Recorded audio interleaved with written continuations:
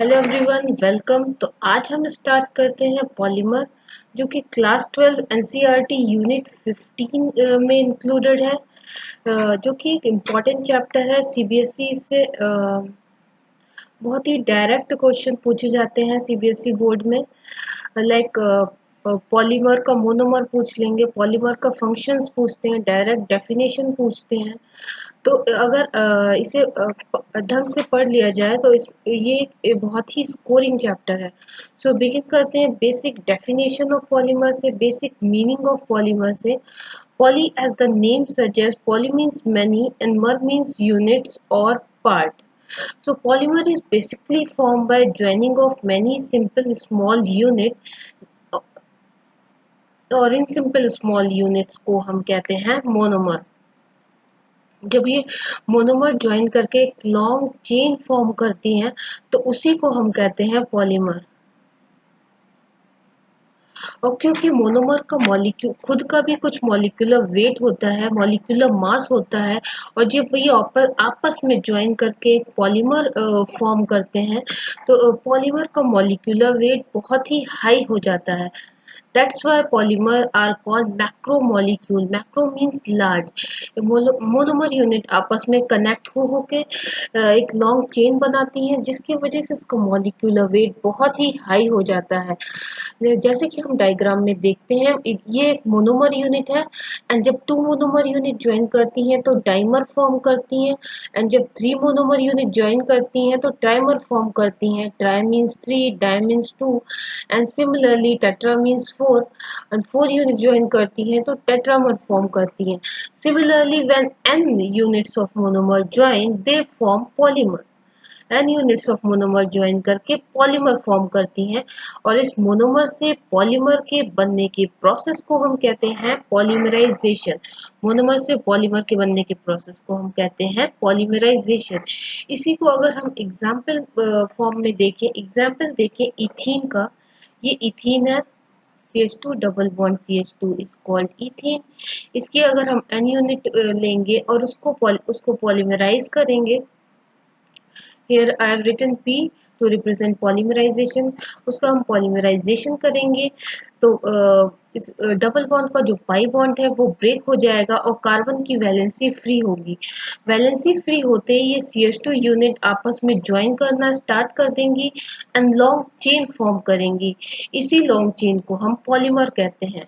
और इथीन, ये इथीन है, इसके पॉलीमर को हम कहेंगे polythene. So polymer of ethene is called polythene. यही क्वेश्चन हमसे ज्यादातर पूछे जाते हैं। लाइक यहाँ पे पॉलीथीन पॉलीमर है तो इसका मोनोमर क्या है, इसका मोनोमर होगा इथीन।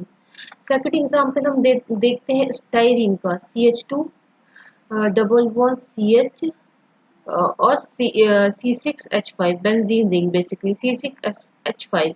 ये है स्टाइरिन।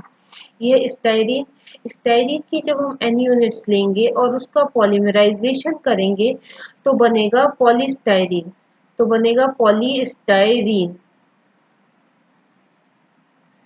तो बनेगा polystyrene. This is polystyrene, and polystyrene is polymer of.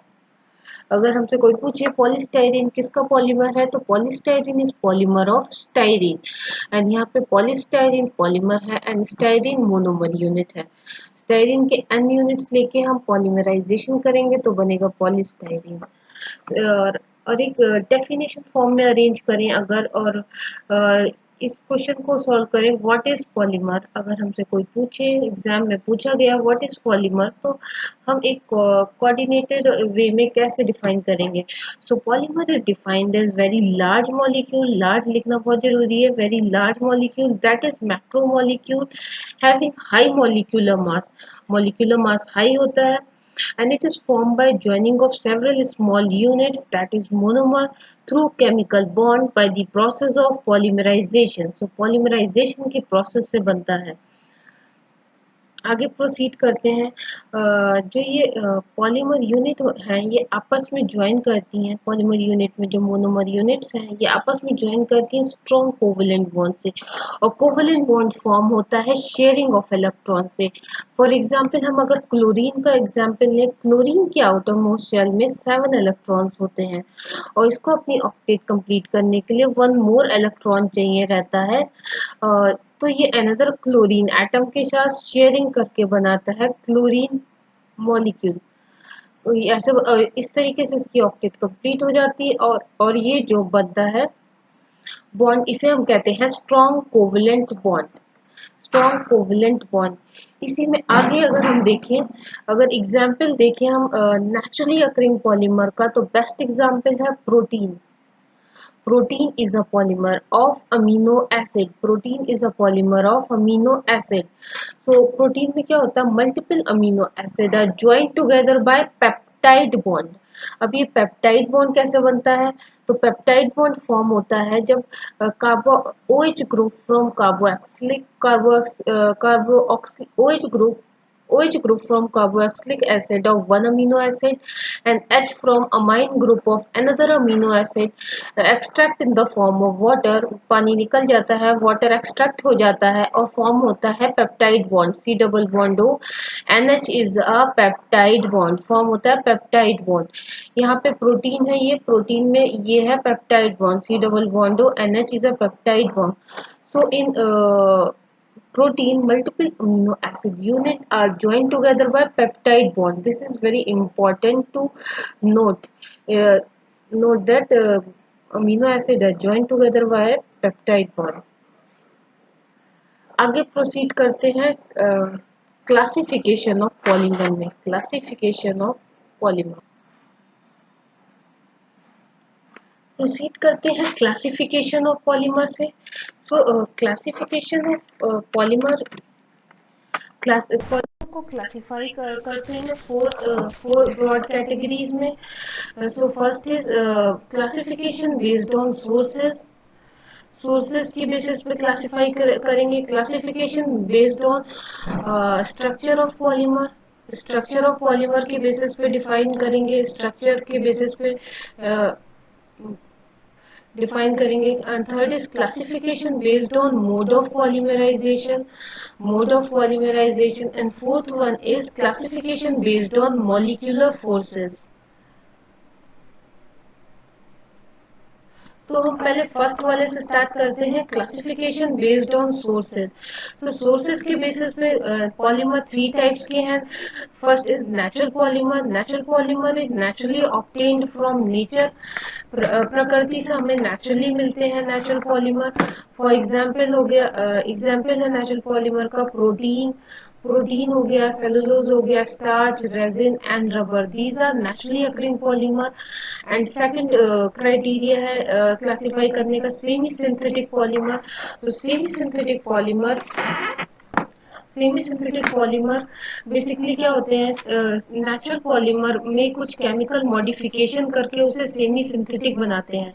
Natural polymer for example cellulose को हम लेंगे। सेलुलोज एक नेचुरली अकरिंग पॉलीमर है एंड उसको रिएक्ट करेंगे एसिटिक एसिड से। उसको रिएक्ट करेंगे एसिटिक एसिड से तो बनेगा सेलुलोज एसीटेट। तो बनेगा सेलुलोज एसीटेट। और सेलुलोज एसीटेट की प्रॉपर्टी समवट इनहेंस हो जाती है और उसको उसका क्राइटेरिया, फंक्शनल क्राइटेरिया इंक्रीज हो जाता है। दैट्स व्हाई सेलुलोज को की प्रॉपर्टी को इनहेंस करने के लिए ही, उसको मॉडिफाई करने के लिए ही हम ग्लिसरॉल एसिटिक एसिड से रिएक्ट करके उसको सेलुलोज एसीटेट बनाते हैं, that is rayon. Similarly, cellulose nitrate is a semi-synthetic polymer.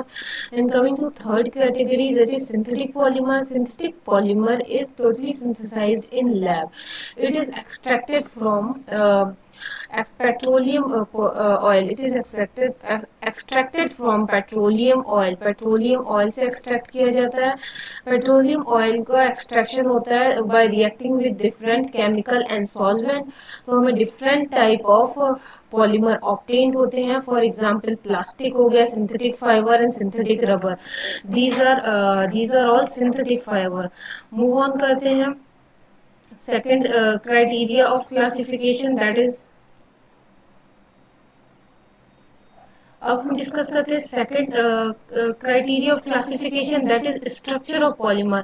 Structure के बेसिस पे पॉलीमर को कैसे क्लासिफाई करते हैं? हम थ्री कैटेगरीज में क्लासिफाई करते हैं: linear polymer, branch chain polymer and cross linked और network polymer. So linear polymer क्या होता है? Linear polymer is linear chain of polymer. इसमें पॉलीमर्स की चेन जो होती है लीनियरली अरेंज होती हैं एंड कोई ब्रांचिंग प्रेजेंट नहीं होती है, that's why they are called linear polymer. Best example of linear polymer is polythene. Polythene जो लीनियर चेन के फॉर्म में अरेंज होती है। Polyvinyl chloride is also, this is polyvinyl chloride. Polyvinyl chloride is also linear polymer and also high density polythene. High density polythene is also linear polymer. और high density polythene का melting point high होता है and it's ये OPEC होती है। ये इसकी property है जो कि इंपॉर्टेंट प्रॉपर्टी है, that high density polythene is linear polymer and its melting point is high and it's opaque. Coming to branch chain polymer, branch chain polymer are a linear chain of polymer having branches. यहाँ पे हम देख सकते हैं ये linear chain है और इसमें branches present हैं।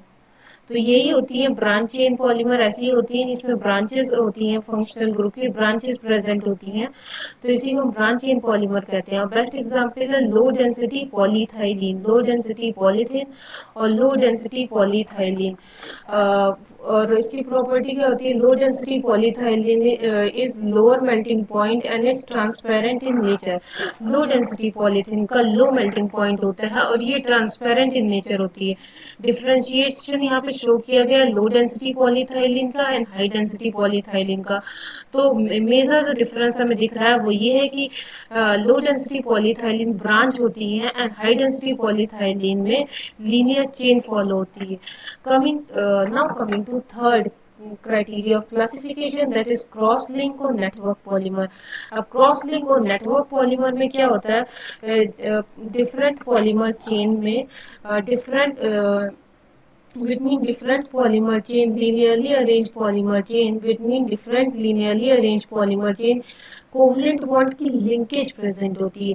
इस तरीके से different polymer chain covalent bond से लिंक्ड होती है। इस तरीके से different polymer chain covalent bond से लिंक्ड होती हैं। यहाँ पे शो किया गया है, दैट इज ये this is polymer chain A, this is polymer chain B and this is polymer chain C.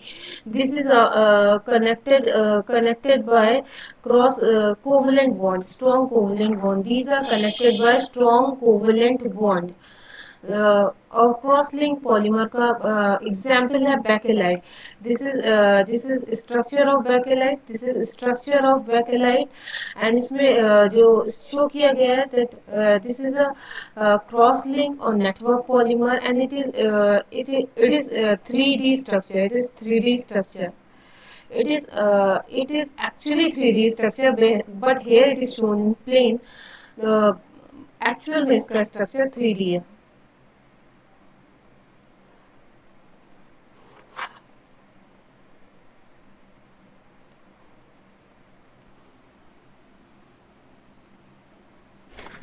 Next, classification based on mode of polymerization.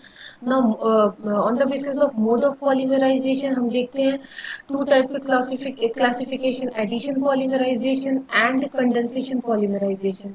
तो first discuss करते हैं addition polymerization. Addition polymerization के लिए monomer unit में double bond होना जरूरी है। मतलब monomer unit जो हम लेंगे उसमें unsaturation होना चाहिए, double bond या तो फिर triple bond। तो यहाँ पे जो टू टाइप के एडिशन पॉलीमराइजेशन देख रहे हैं, फर्स्ट है होमोपॉलीमर।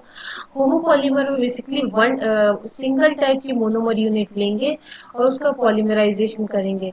यहाँ पे जैसे हमने n यूनिट्स ऑफ इथीन लिया और उसका पॉलीमराइजेशन करा तो पॉलीथीन बना, तो यहाँ पे सिंगल मोनोमर यूनिट ली है। सिमिलरली कोपॉलीमर में हम डिफरेंट टाइप की मोनोमर यूनिट लेंगे और उसका पॉलीमराइजेशन करेंगे तो बनेगा पॉलीथीन। फॉर एग्जाम्पल यहाँ पे 1,3-ब्यूटाडाइन लिया और स्टाइरिन लिया, इसमें 2 मोनोमर यूनिट ली और इसका पॉलीमराइजेशन करा तो बना butadiene styrene copolymer, that is Buna S. So Buna S is a copolymer. Because ये फॉर्म होता है two type of monomer unit के पॉलीमराइजेशन से। Second one is condensation polymerization. So condensation polymerization में क्या होता है, कंडेंसेशन रिएक्शन होती है। कंडेंसेशन रिएक्शन में basically condensation reaction is basically two type of molecule combine to form single molecule usually with loss of water. इसमें like to monomer unit है, adipic acid and hexamethylene diamine. ये इनका condensation होता है और water remove हो जाता है, वाटर एक्सट्रैक्ट हो जाता है, H2O रिमूव हो जाता है, माइनस H2O हो जाता है, माइनस H2O हो जाता है और बनता है इसका single molecule, single monomer unit, जिसको हम कहते हैं nylon 6,6। Single monomer unit condensation के बाद बनती है सिंगल मोनोमर यूनिट, जिसको हम कहते हैं नाइलॉन 6,6। सो नाइलॉन 6,6 हम क्यों कहते हैं इसको, बिकॉज जो इसमें मोनोमर यूनिट है adipic acid and hexamethylene diamine, दोनों में ही 6 कार्बन एटम है। फॉर एग्जाम्पल हम काउंट करें 1 2 3 4 5 6, 6 कार्बन एटम हेक्सामिथाइलिन डायमीन में है और इसमें 1 2 3 4 5 6, 6 कार्बन एटम एडिपिक एसिड में है। तो 6 basically represent number of carbon atom in both the monomer unit. आगे हम देखते हैं classification based on molecular forces. Now the fourth and the last type of classification is classification based on molecular forces. Molecular forces के basis पे four types of classification है। Classification based first is elastomer, second is fiber, third is thermoplastic polymer and fourth is thermosetting polymer. So elastomer, so in elastomer,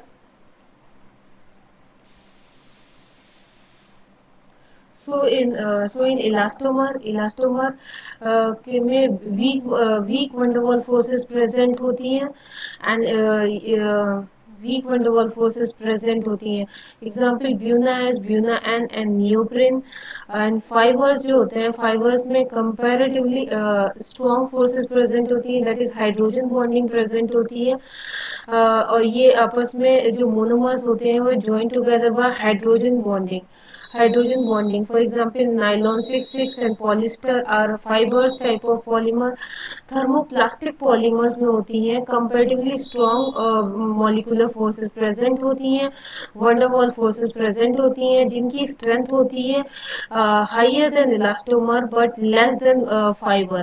high strength elastomer से ज्यादा होती है but fibre से कम होती है। For example polythene, polystyrene and polyvinyl, these are thermoplastic polymer.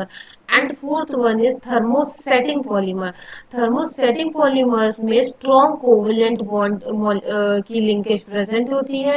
इसमें strong covalent bond present होता है as a molecular forces। and ये जो and इसके example हैं, example bacillite and urea formaldehyde resin. These are example of thermosetting polymer. And one more thing, thermosetting polymer are formed by condensation reaction. Condensation reaction से बनते हैं thermosetting polymer. So now proceed to